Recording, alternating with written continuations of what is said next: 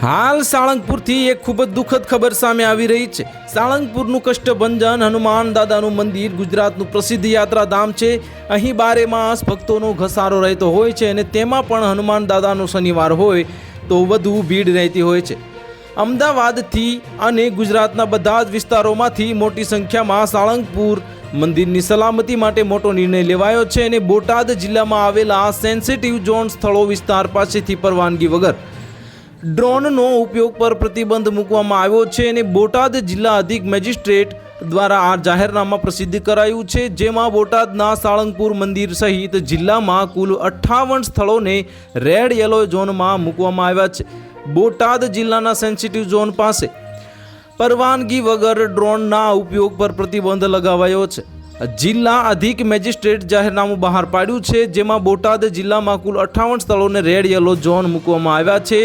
બોટાદ અને ગઢડા તાલુકામાં આવેલા મોટા ડેમો પર પણ પ્રતિબંધ મુકાયો છે। તો હાલ માટે આટલું જ। મળીશું નવી અપડેટ સાથે। જો તમને અમારા વિડીયો પસંદ આવતા હોય તો વિડીયોને લાઇક કરી દેજો, ચેનલને સબસ્ક્રાઇબ કરી બાજુમાં આવેલા બેલ આઇકનને દબાવી દો, જેથી તમને આવા સમાચારની અપડેટ મળતી રહે।